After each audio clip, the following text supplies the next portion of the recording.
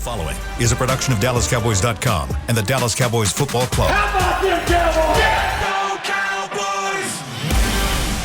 Cowboys! This is Mick Shots. Streaming live on DallasCowboys.com and the official Dallas Cowboys app. Now, here are Bill Jones, Everson Walls, and Mickey Spagnola. And the road to Super Bowl 58 in Las Vegas begins now here on Mick Shots inside the SWBC podcast studio. Bill Jones along with Mickey Spagnola. And Mickey, I feel like we should have had Stampede to start this show. Because an Eagles non-victory, in my opinion, is a Cowboys victory in the Super Bowl on Sunday. You know what? There you go. And I'm hoping we're better than them lousy Eagle fans. That stuck in my craw. Stuck in your craw, did it? Really bad. Well, we got much to get to over the course of the next 45 minutes to an hour, and we may go an hour and 45 minutes. Sometimes there's karma in the world.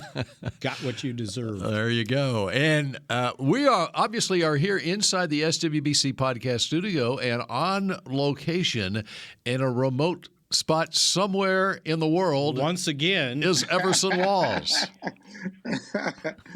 If you must know, William, I am in Sin City, Las Vegas. And taking care of some business. So just in case you thought I was just out here gambling, I don't gamble. I however, do buy a lot of expensive doggone food out here. Oh, my God. This place is a ripoff, man. Give me a break. So, Everson. That's so much money. See, I was thinking he was in that cell block that we saw last time. Remember the brick wall in the back? And I was thinking, he got out. Maybe he's got something to do with these balloons flying over the country, you know? Everson, I must admit, that was an ugly situation that you speak of, Spags. Thank you very much. I was ill-prepared at that moment. I am ready this time. You see, I am in wonderful quarters here in Las Vegas. All right. Everything's fine. And also, Bill, I must disagree with you. Yeah. I'm sorry. I know we hate these guys. I know. My daughter's like, oh, there's no way I'm pulling for them because they would not pull for us. And I could just see her working her neck, even though this was texting me. So, no, she was very happy that they lost. I was actually pulling, you got to pull for the NFC East, man. You got to pull. Well, yeah, you just pulled something because we lost your voice. I don't know what just happened there. Everson, we've lost audio with you there. That last comment you made. I think that I just wonder if could Everson be in Vegas a year from now? Oh, yes. Absolutely. He's a year early to be in Vegas. That's right. All right, so we'll get things worked out with Everson there as far as his audio goes. All right, so your first impressions of what happened on Sunday, do you want to start with the Philly fans booing Dak? Yes, absolutely. It just kind of ruined the beginning of the darn thing. Yeah, the whole lead up to the game was great, right? The stuff with I get my days mixed up. Damar Hamlin and, the Thursday night, the honors, NFL honors. We got a lot to get to and regarding that as well. And they did it again during the game. And, all the music before the game and the lead up. And then they, going to introduce the guys that were selected to the Pro Football Hall of Fame and brought out all the guys that were nominated for the Walter Payton Man of the Year Award, and then introduced Dak with the trophy right there. And then they booed him. Now, if I'm Dak, I'm thinking, okay, Santa Claus and me, I'm pretty good company, right? Dak knew exactly what Right. was going on. Oh, yeah, he was ready. Yeah, he was right? laughing. He was smiling at it. He should have done more. He should have started waving, right, or whatever, and should have put up a 4-0. We scored the most points against your team all season long. And that's still the case. And it is. Because those Chiefs only got 38 against. They got 38, right? They couldn't score 40. But, that's kind of what we thought was going to happen. We both picked, I believe, Kansas City to win, and I thought Mahomes would be the difference. And while Jalen Hurts was awfully, awfully good, Mahomes saved the day. All right. Everson, what were your impressions of what happened on Sunday? I don't think he can still hear us. No. Nope. Apparently not. Apparently not. I laughed when the Philly fans. At first, I was like, "Oh, they're booing," and then, no, those are the Philly fans. That's what it took me a while to figure out who was booing. Right? I almost had to. I was like, "What's Kansas City got against the Cowboys?" Lamar Hunt. I mean, the Hunts live here, right? Clark Hunt. Clark Hunt. Yeah, and yeah. So yeah, and I said, "Oh, it's Philadelphia, of course." But anyway, no, a great game, back and forth, and I think everybody thought at halftime that down 10 that Kansas City was dead in the water, and I was thinking, well, they've got the first possession. And all you got to do is score a touchdown, right? And it's a 3-point game. Mm-hmm. So there's still a lot of football left to be played, and everybody's like all the changes they made the second half. Well, the change they made in the second half was they got the football. They only had the ball, 8 minutes the first half? 8. They didn't really had any possessions. So they scored, and then they finally got and then even after they scored, they didn't get a stop, right? It ended up still 10 points, 27-17. So until the defense got some stops, they were going to have problems because Philadelphia was scoring every possession they had. They basically played a near perfect second half offensively. Yeah, the Chiefs absolutely. did. When you thought that Mahomes was toast, right?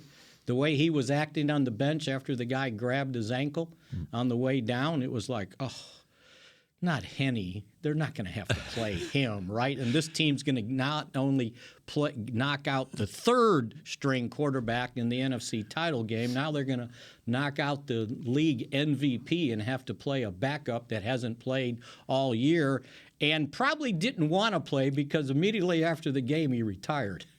Chad Henne, yeah. Yes. Yeah.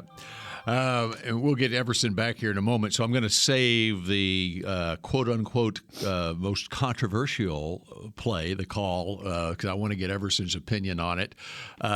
Since he's a defensive back? Since he's a defensive back, I want to hear what he has to say about that. But, you look back, and, obviously the Eagles had a great season, but I was looking back and I had a conversation with someone last week about who have they beaten this season. Right. And if you go back through their schedule, there's not a lot of – like if you were the college football playoff committee and you were seeding the tournament. You wouldn't have seeded them number one? Well, now they would have been 1 or 2, but if you're looking at, okay, well, what's their signature win – there weren't a lot of signature wins, meaning wins over really good teams this season.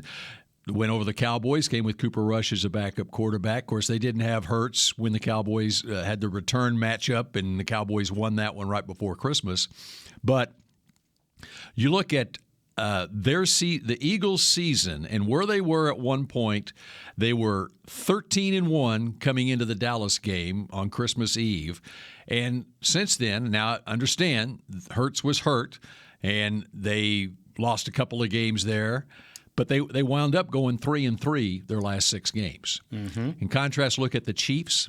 The Chiefs had 3 losses this season, and those losses were by a grand total of just over 10 points. They were all 3 or 4 point losses, all 3 of them. Going back to week 3 of the season. I was going to say, some of them were early, right? Yeah. Week 3 of the season, they lost to Indianapolis 20-17. Week 6, they lost to Buffalo by 4, 24-20.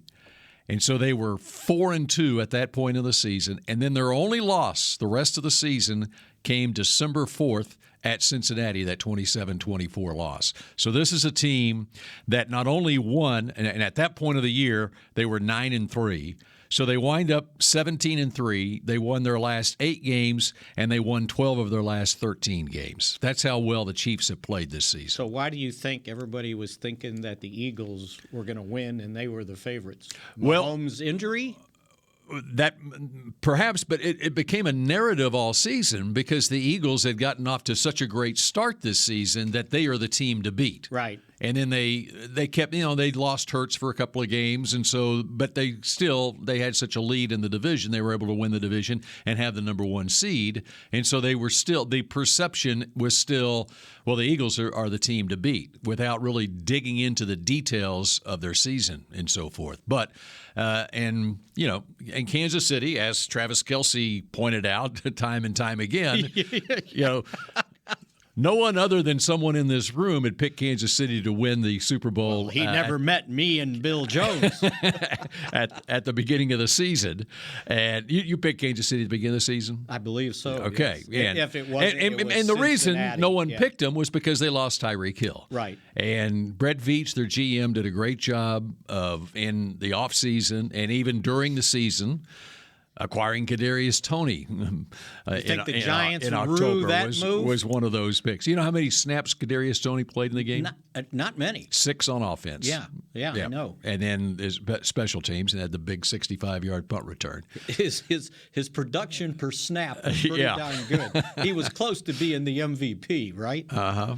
That was a heck of a punt Kadarius return. Toney is basically their Cavante Turpin. Yes, yeah, and made a difference. And I would have thought that there had been a punt return longer than that in Super Bowl history. Yeah, I was surprised to hear that. And what was it, 50? 65. 65 right? yards, yeah. So, but they had guys step up. I mean, the first half, I don't think we knew who their receivers were, if you think about it.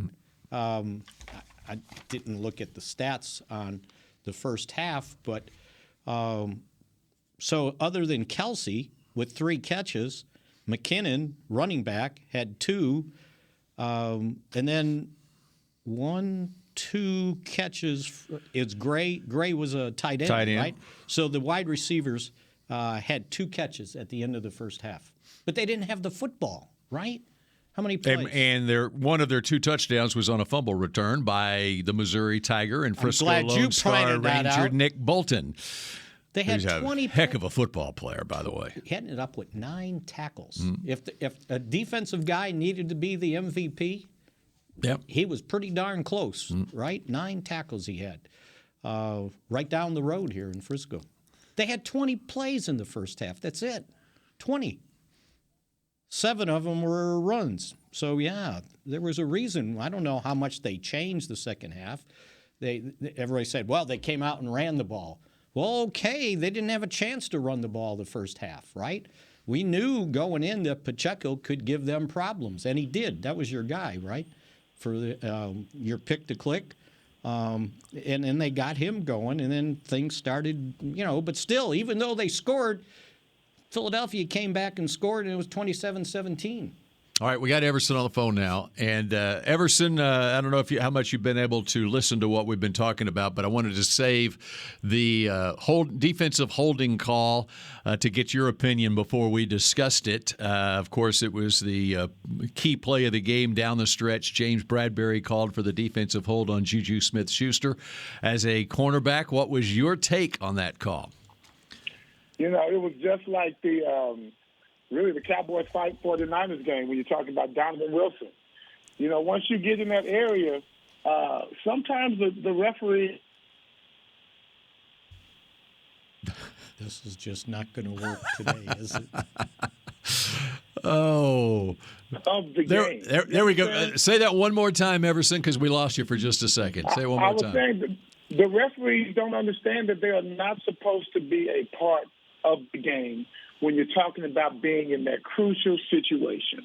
I'm sorry. I did not think it was a pass interference call. I barely thought Donovan Wilson's was a pass interference call. You have to be able to somehow control your space as a defensive player, even if you're covering a wide receiver. You understand what I'm saying? They tend to act as if we're playing a shadow game. You still have a chance to your space, and you still have a chance to have some contact so that you can maintain the leverage that you have on that receiver. You have to give them that chance. And I thought that was a crappy call. Well, I thought the first grab is what he got called for, not the left hand. It was the right hand when he tried to keep him from reversing field on him. So, I mean, Bradbury said afterwards it was a hold. He was trying to hold. He didn't hold very well. I think that might have been the problem. But again... Well, I would have to say that in the words of Rosanna Dan, never mind him. Yeah, right. But I agree with you, Everson, on and I thought exactly of the George Kittle play against Donovan Wilson in the Cowboys game. And the problem that I had with that one was I think Kittle purposely was trying to draw the foul on a 3rd and 8 play. And, of course, that was the play where DeMarcus Lawrence got the sack. Huge play in that game. And it was an Academy Award-winning acting performance from Kittle that he got held. And so I hated in that situation to see an offensive player be rewarded for something he was intentionally trying to do there. I don't know what Donovan Wilson's supposed to do in that situation when he goes right into him. When you have a game that was being played as well as both of those games were being played, you have to know as a referee beforehand, we got to kind of let things play out here. Right. Because the games are being played so well at an excellent pace, and it was exciting. So now for you to come in after really not hardly being in existence, you didn't really see many, I don't recall, a lot of penalties in the game, and now you want to make a difference. That, to me, is just bad optics. Right. And I think that an official, and I know this probably goes against the official's handbook or whatever, but I think they have to have an awareness of the situation in the game and the fact that's exactly what I mean. Yeah, that is a 3rd down play that in this case, in this game, that is a 3rd down play that if they get that first down, if you make that call, you have just effectively ended this football game. And that's exactly what that play did. It ended the game. Because Kansas City still would have kicked a field goal, you're assuming, right? It was going to be even if they had not gained any more yardage. 30 yards. You were giving them an opportunity. But I'm saying with the first down, then they're bringing the clock all the way down. Right. They would have had the opportunity. There would have been about 2 minutes, less than a minute. You don't make that call, and they're kicking a field goal, presumably. So the next play started at 1:48. So there would have been 1:45 left for Hurts to make. And the other part of it is Mahomes' throw to Juju.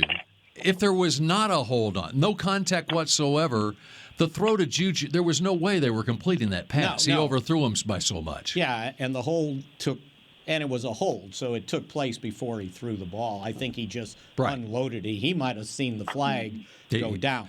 But here's most of the time, Mahomes does see the pass. Right. Yeah. Most of the time. Okay. Yeah. But here's he's like Brady like that. Here's what everybody. Yeah. Here's the other thing. Okay, so tell me this. Do you think Goddard's foot was down as he re-established the catch on that ball on 3rd and 14 when they reviewed it? Because that allowed them to kick a field goal, right? That continued that drive on that play that was reviewed. I still don't think that foot was still down when he bobbled the ball. It was 3rd and 14 at the Kansas City 47. They're punting, right? And when you saw the replay, so the sideline officials that they're not on the part of the crew, they're the sideline guys, right? They're both telling the other team, it's going your way. Because at one point, the Eagles they're celebrating like it's a catch. And then the next thing you know, Kansas City's walking up the field like it's going to be a punt. and then they decided that they were going to hold it as a catch. I don't think it was a catch. I don't think it was a catch either. But no one's talking about that, you know. And I'll give Sirianni, he's kind of irritating. But I'll give him credit after the game when he had to answer the question about the hold. He said there was a lot of other plays in the game that helped decide the outcome. And I give him credit for that because he's right. Everybody forgot because that play took place with 6:13 left in the third quarter. Everybody forgot about that catch. That wasn't a catch. The guy was out of bounds. He only had 1 foot down. But that was 3 points. Take those 3 points away, and, you know, it's a different outcome. So I think tit for tat there. Well, let me say this before we take a break. I got cut off talking about how, you know, we should really pull for the NFC East. And my last statement was, you guys should stop acting like some freaking children. No, we're acting like the Eagle fans, okay? Well, that's what I said. That's exactly what I said. I love it. All right, we continue with more Mick Shots. We got so much to get to. All that happened from a Cowboys perspective over Super Bowl week in the Valley of the Sun when we come back in a moment. The Medal of Honor is our country's highest military award for valor in combat. More than 40 million individuals have served in the armed forces since the Civil War. Fewer than 4,000 have received the Medal of Honor. The National Medal of Honor Museum will be a place to preserve these legacies and inspire America. It's being built right next door to the Dallas Cowboys in Texas.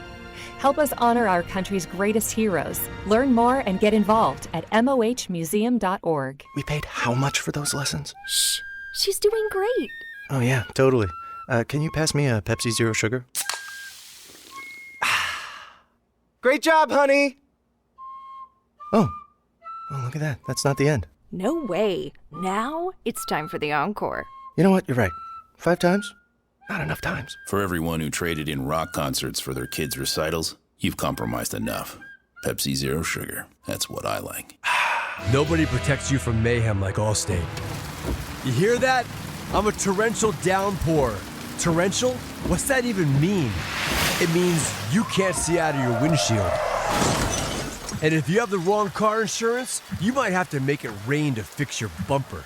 So switch to Allstate, save money, and be better protected from mayhem, like me. Based on coverage and limits selected. Subject to terms, conditions, and availability. In most states, prices vary based on how you buy. Allstate Bar and Casualty Insurance Company and affiliates, Northbrook, Illinois. What do you call a group of grown men and women with their faces painted silver and blue who get together every week to share a 3-hour-long ritual of jumping, singing, and toasting Miller Lite in 10-gallon hats while yelling, "How about them Cowboys?" You call it Miller Time in Dallas. Here's to the Cowboys. Here's to the original light beer. It's Miller Time. Celebrate responsibly. 2021 Miller Brewing Company, Fort Worth, Texas. Back to Mick Shots. K-Post Roofing and Waterproofing, proud partner of the Dallas Cowboys. From corporate homes to your home, have your roof checked by choice, not by chance. Call now, 214-225-4860, kpostcompany.com. All right, we continue on here on Mick Shots. We got so much to get to. You want one more thing on the game and then go into Cowboy stuff? Or you going to go Cowboy stuff first? What are you thinking? How about one more on the game? Okay. What do you got on your legal pad? My legal pad, a lot on Mahomes, on when you thought he was done and comes back and played at the level he did and ran the football. I thought it was absolutely fantastic that, and you know what? I never realized that the MVP of the season had lost 9 straight games, Super Bowls, and he ended up being the first one to broke the string. Broke that string that he doubled. And boy, and here's my other thing: how do these teams get wide receivers so wide open? Is it play design? Wide receivers. There's a couple of instances in yesterday's game. It was play design. Well, both of those touchdowns late for Kansas City, right? When they had to Tony, and he was in motion and then doubled back, and they couldn't come back and cover him. Yeah, and then Sky Moore, kind of the same thing. Well, if you recall, guys, I think we did the same thing to them this year as well, as far as secondary getting confusion right from that bunch formation and the red zone, if I'm not mistaken, as well. So, but even how do you let Devontae Smith wide open like that? Even Kansas City. I mean, did you cover the guy? You know, where's the safety man? It was unbelievable that those guys could be so wide open. I was going to really ditto what you said, Spags. Mahomes, I always did like Mahomes, but still thought that people just gave him still too much credit, even though I think he's amazing. But sometimes, I was just thinking that's enough. This year was different for me. When he lost Tyreek Hill, I really thought that he was going to be affected by that, especially the way the season started for them. I was really, just wagging my finger like, okay, there you go. And I saw him win in plays that were really ugly, in games that were really, really ugly for the Kansas City Chiefs. And it was because of him that those games were pulled out. And I mean, of course, you got your offensive line. They kind of keep him out of there. But he's breaking the pocket. He's using his legs. And for him to play in this Super Bowl, I don't want to overblow it, but you guys remember what T.O. did, right, that time when his leg was freaking broken? Mm-hmm. That was some amazing stuff, guys. I mean, that was some superhuman stuff. We give a lot of people a lot of credit these days, but what he did in that game was superhuman stuff. And like you said about Mahomes, Spags, I did not think he was going to be a factor with his legs at all. There's no way I could see it. I thought he was just being one of those guys that, trying to show what kind of leader he is. No, he is that leader because he came back and made a difference. And in the whole season, he's come back and made a difference in almost every game by just him being impromptu. You understand? Yeah. To me, that's hard. That's just hard, and that's leadership stuff. To me right now, he's really one of the guys that really kind of deserves all of that stuff that what you say is overblown. I think he should carry that flag. And here's the other thing about Kansas City. They made such a big deal of the Philadelphia front and their 70 sacks. They got 0. Somebody on that offensive line had to play pretty well for Kansas City, and I don't recall them ever mentioning anybody's name on their offensive line. Like we heard all about Kelsey and, the Philadelphia front. They ran for 158 yards on Philadelphia on that front. So somebody on that offensive line had to play pretty well. How about the former Oklahoma Sooner Creed Humphrey at center and the former Oklahoma Sooner Orlando Brown at left tackle? I think the other time they mentioned him is when was there a penalty or something, a false start maybe?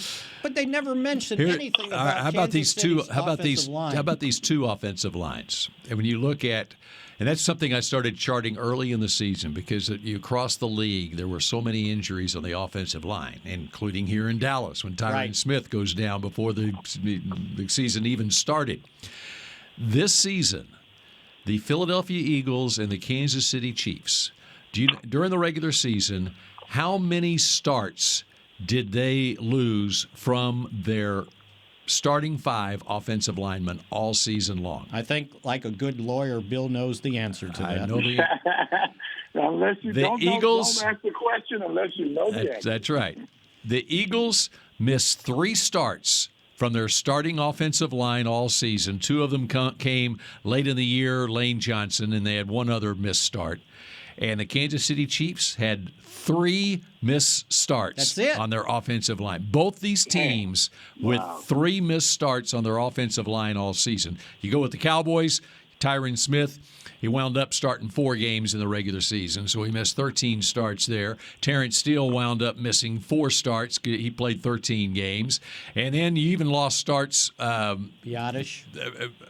1 start from Biotish, and McGovern missed 2 starts, and so McGovern wasn't one of those first 5 that I'm talking about. Yeah. So it makes a big difference because teams cannot invest in their backup offensive linemen. The salary cap won't allow it. Which is why when they did all the commercials for the USFL and the XFL, that's where they'll have problems. Often they don't have enough offensive linemen. Well, as you talk about offensive linemen, that kind of gives me a platform to talk a little trash to you guys. Okay. And that would be that as you look at how this season turned out, I was just I said a few things, during the season. I didn't really make a big deal about it. I never really make a big deal about anything. It's just not my style. So anyway, I really want to just wag my finger at you guys and tell you I told you so about how if Jalen Hurts was to receive an offensive line, he was going to be a problem. I said that after our first game against Philadelphia. I believe that was the one at home. And he threw this ball from out of bounds, going out of bounds, going to his right. And I believe Davis, it was perfect pass. And Davis went up and caught it. It was an by the way touchdown. But I told you guys, he would be doing a lot more of that if he only had an offensive line. And if Bill doesn't stop pouting about the national championship, oh, my God. Give this dude some love, man. What national championship? Well, the playoffs. The playoffs. No, the playoffs in college, I mean. The playoffs in college. Oklahoma wasn't going to win no national championship. It had nothing to do with Jalen Hurts. Well, no, you have been mad at him ever since that year, Bill. Come on. No, he has developed a lot more. He's better. Please forgive him. Please forgive him. No, I think he's always had the talent.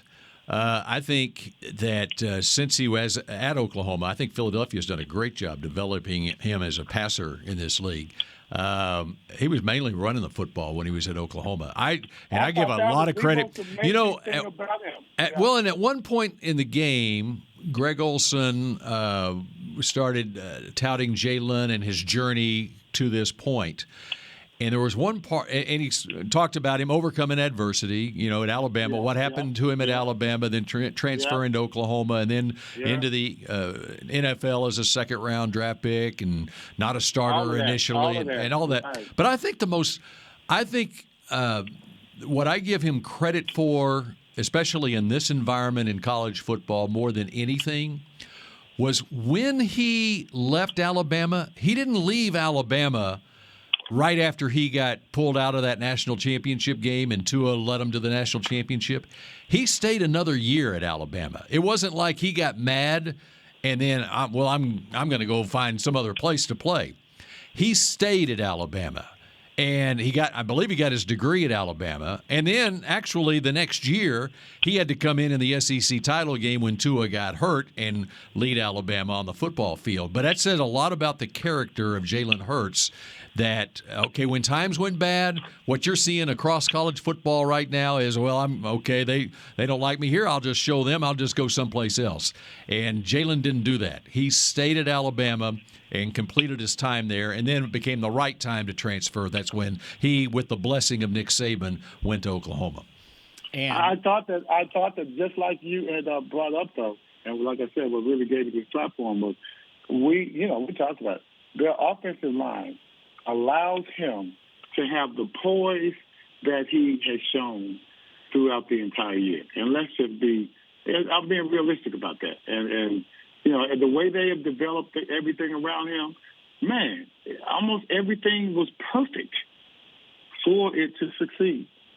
Well, he developed as a pocket passer, too, because he wasn't that good at Oklahoma, and he wasn't that good his rookie year. He really worked at it, and I give him credit for that. One of the guys post game was it was the post game interview with him, and one of the guys, I can't remember who said it, is like, well, he's going to be our first $50 million a year quarterback. And, he's going into his third year this next year, right? That's 3. Right. So he's due some money pretty soon. And as a second-round draft pick, they don't have that fifth-year option. Right. So. And I also saw that Philadelphia, by the way, has 20 unrestricted free agents, too. So all of a sudden, they're capped. One more thing I always thought was very different about Jalen as well. You remember when Matthew Stafford was on the stage after they had celebrated the Super Bowl win? And as he was leaving, the lady was right there in front of him, and she fell off the stage. Y'all remember that? I do not. And Matthew was right. He saw it right there. It was right in front of him, like 5 feet in front of him. And so she fell off the stage. It was pretty far. And he kind of looked at her. I think he was a little tipsy. And he just kind of looked at her like, oh, wow, that's messed up, right? So he went the other way. And so I'm not falling off the stage. Yeah, right. Well, I'm not going to go to help her either.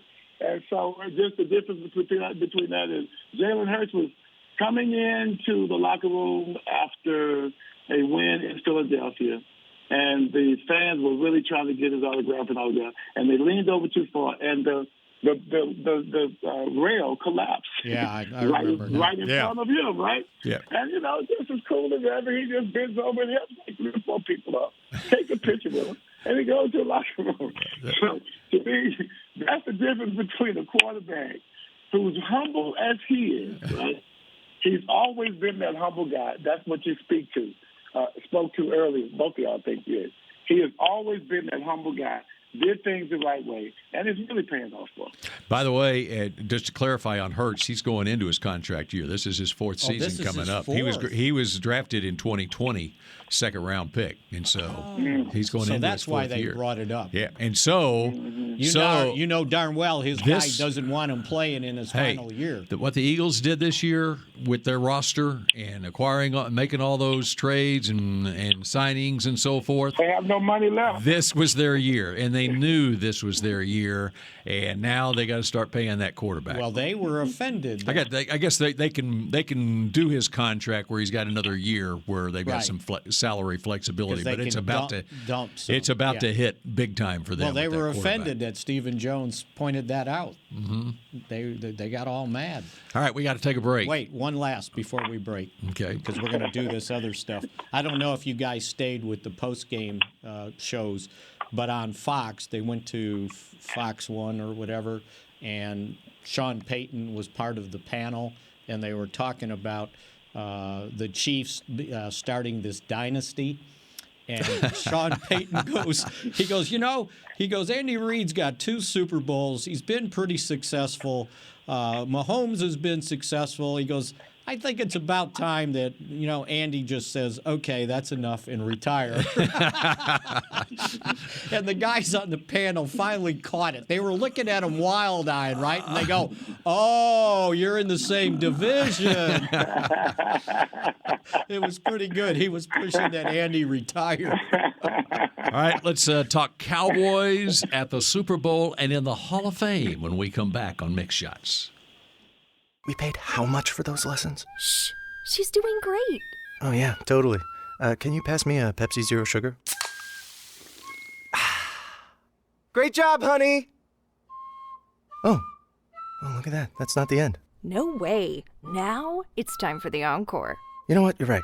5 times? Not enough times. For everyone who traded in rock concerts for their kids' recitals, you've compromised enough. Pepsi Zero Sugar. That's what I like. Nobody protects you from mayhem like Allstate. You hear that? I'm a torrential downpour. Torrential? What's that even mean? It means you can't see out of your windshield. And if you have the wrong car insurance, you might have to make it rain to fix your bumper. So switch to Allstate, save money, and be better protected from mayhem, like me. Based on coverage and limits selected, subject to terms, conditions, and availability. In most states, prices vary based on how you buy. Allstate Bar and Casualty Insurance Company and affiliates, Northbrook, Illinois. The Medal of Honor is our country's highest military award for valor in combat. More than 40 million individuals have served in the armed forces since the Civil War. Fewer than 4,000 have received the Medal of Honor. The National Medal of Honor Museum will be a place to preserve these legacies and inspire America. It's being built right next door to the Dallas Cowboys in Texas. Help us honor our country's greatest heroes. Learn more and get involved at mohmuseum.org. The season is finally here. For months, we've been gearing up to win. Now it's time for the team that performs on any field, United Ag and Turf.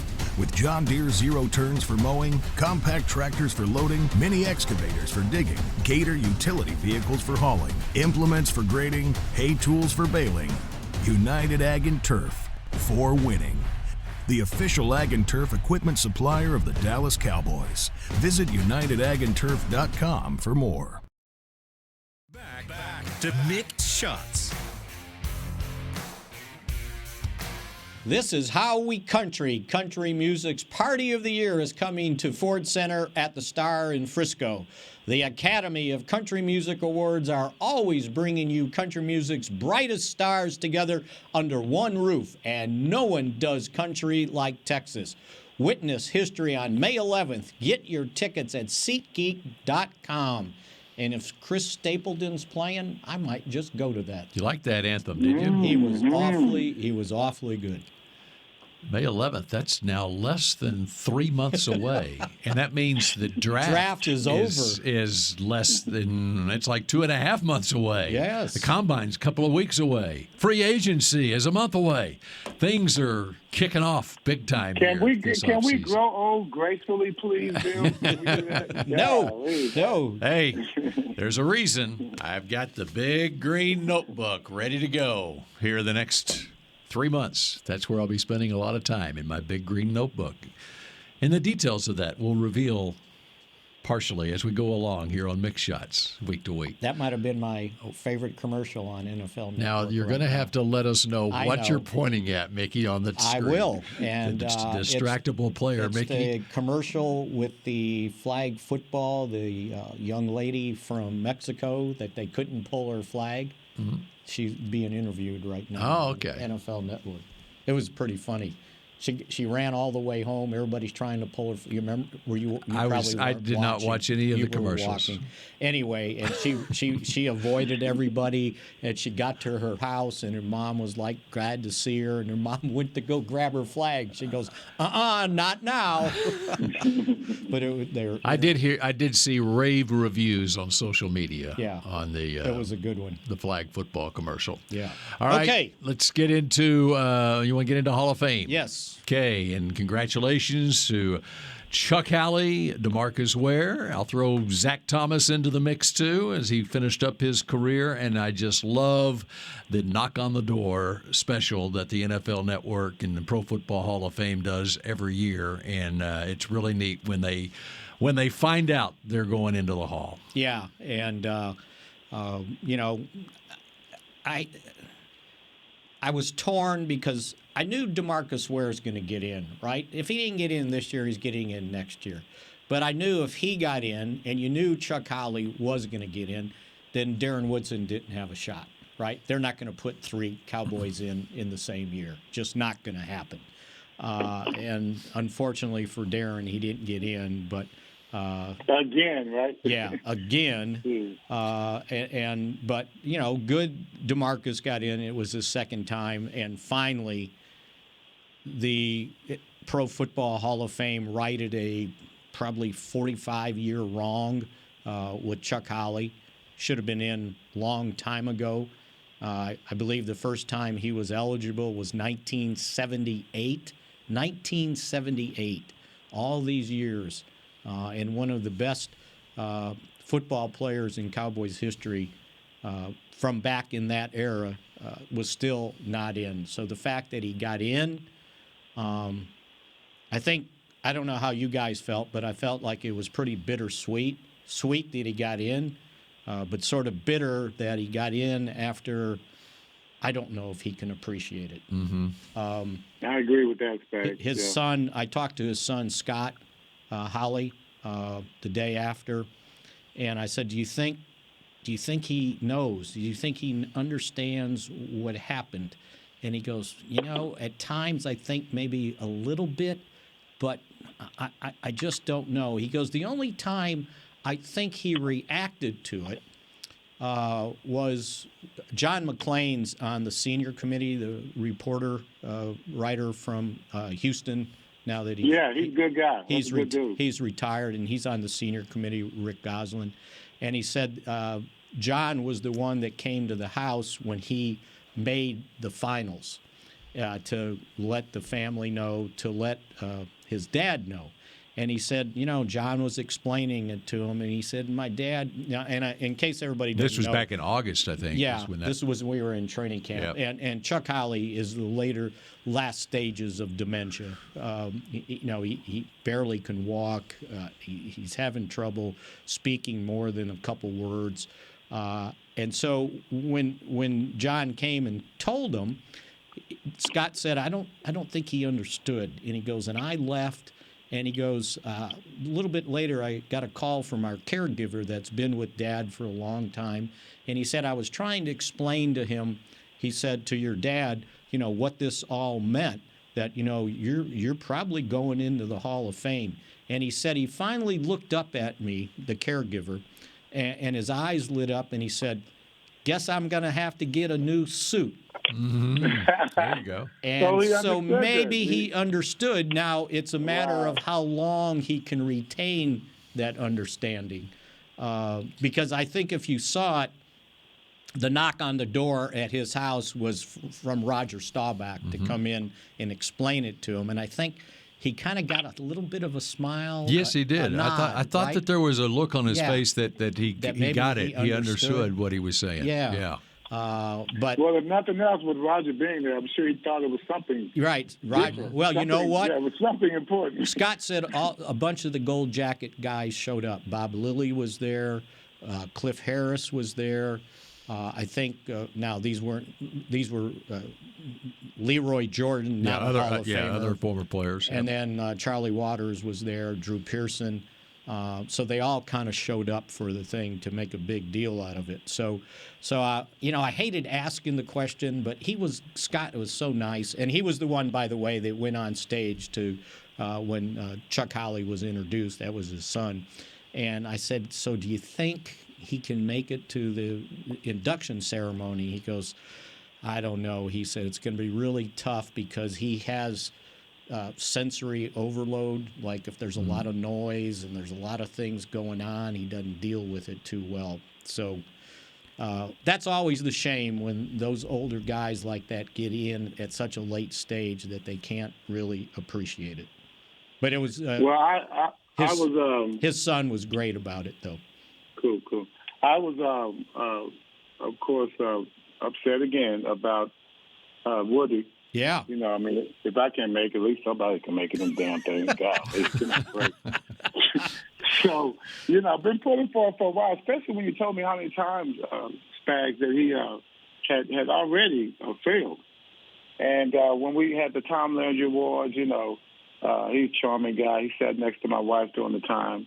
He was so cool. She really got to like him. And, man, she's as upset as I am now that he didn't make it. So he has a fan in Sherelle Walls. He has a big fan in her. And, she's keeping the clock on him as well as she is her own husband. The amazing thing about Woody is that's the first time he's made it to the finals.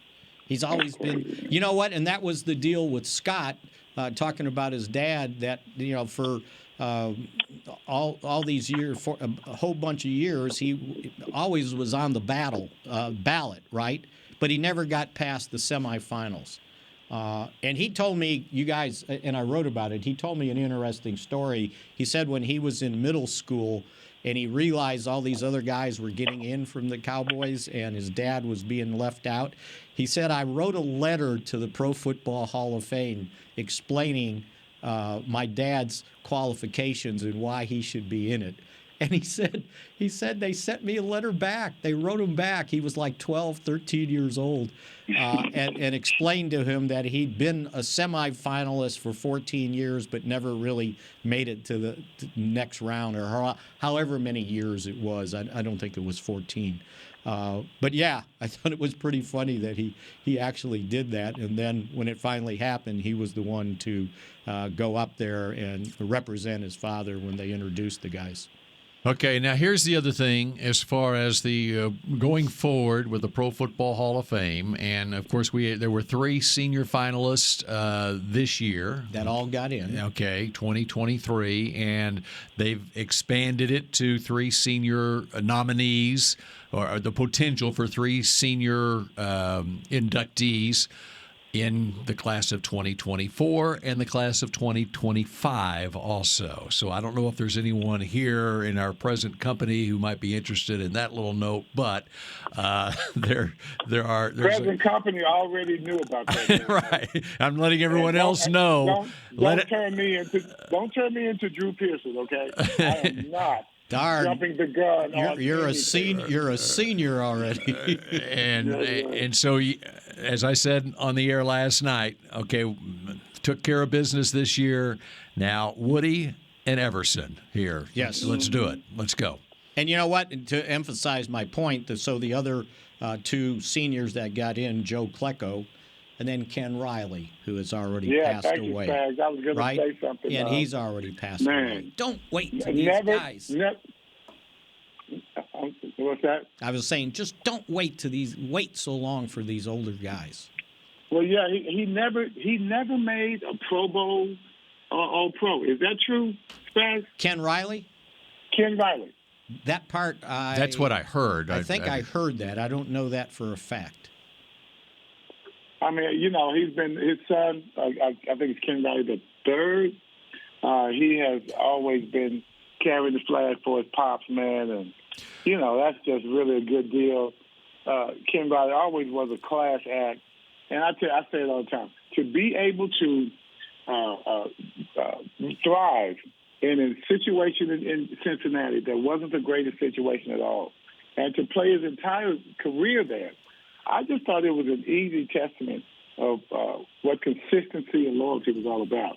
I thought he really deserved better when he was alive. And he was first-team All-Pro in 1983, but no Pro Bowls. And 65 career interceptions for Ken Riley. And that would be number 5, I think, on the all-time list? I think so, yeah. So, all right, last few minutes here. What do you got to wrap things up here? And then I don't know about you guys, but I was somewhat surprised that Dak was named the Walter Payton winner, got that award. I mean, there's 31. Why is that? I don't know. There was 31 other guys, and I saw a couple other guys' stories. I think it was Cam Jordan was one of them. And I was like, oh, wow, some of these guys got some great stories. But the fact that Dak won it, very deserving, obviously. And I was just kind of happy for him, right? Just, all he's gone through and all the grief he's taken after the loss, for something good like that to happen, I thought was it was a nice touch. Yeah, I was happy for him, too. It was good to see that it kind of just quieted everything just a little bit. Right. Just briefly. Yeah. Something good came through, and, everybody can just get off his back for once, even though there was a lot of backhanded compliments. And he is and that's why I stayed off social media on purpose. I didn't want to get pissed off. And he is the 4th former Cowboy to win the Man of the Year award, going back to Roger Staubach, and then Troy Aikman, Jason Witten, and now Dak Prescott. They're going to have room down the hallway to expand that 3-shot to 4? They've got to do something. Here at the Star, there's a monument of sorts to the Man of the Year winners. Who knows? I haven't walked by there yet. They might have already done it. They may you have. Never know how quickly they can act. They may have. All right, so we got a lot to get to in coming episodes of Mick Shots. Free agency is going to be huge. we're going to have to dive through that with 19 guys that they've got to deal with. And some of them very important to the success they had this year. And you can't re-sign everybody, but this is going to be an important offseason for this team. The most important thing that needs to happen this offseason, Everson Walls, what do you think it is? Wide receivers. I would not argue with you. And I think we need more playmakers, and I dare say we need to start including not just Pollard. I mean, you never know what's going to happen to him, but not just Pollard in the passing game. But it needs to be consistent that our running backs really need to be receiving capable, because we need as many options as we can get. You see how it worked out with even Jalen in the game. There were times when, he was on the run and everything's covered downfield. He was able to pop it down, check down. Even with Mahomes. You saw the way they played Mahomes. That's the way the Giants played Buffalo in 1990, Super Bowl 25. We made sure that we just kept the big plays down. But Mahomes was still able to find an outlet. Those outlets are important, guys. Hey, and speaking of wide receivers, and how about this Super Bowl champion team? A year ago, they lose Tyreek Hill in free agency, and what did they do to offset that loss? Not only in free agency, but in the draft, they focused in on wide receivers. They also lost DeMarcus Robinson, who had started 10 games for them last year at wide receiver. He signed with Vegas last offseason. And so what they do, they signed a couple of free agents in Juju Smith-Schuster, Marquez Valdes-Scantling, and in the second round they drafted Sky Moore. And even during the season, they pick up Kadarius Toney, gave up a third and a sixth for him during the middle of the season. What about Kadarius Toney, man? You're talking about a lucky guy, man. Yeah. I'm thinking the Giants aren't real happy with that performance. It's like, and we had that guy. But you know what? He was always that guy. It's like it was always something with him, right? He was our oh my God, what about the defensive back? He's him. Yeah, Kelvin Joseph. He can't get out of his own way. He could not do it. Yeah, he could not do it. But boy, he sure got out of the Eagles' way. I'll tell you that. And we're going to get out of Chris Beam, the producer supreme's way now, as we're in our last minute. It's lunchtime. It is lunchtime. I'm sitting here another minute, damn it. I'm not going nowhere. All right. No free lunch for you today, Everson here. All right. And how about we do this again next Monday at 11 a.m.? What do you think? Sounds real good. Yes, sir. I will be there in person. All right. And close us out, Everson.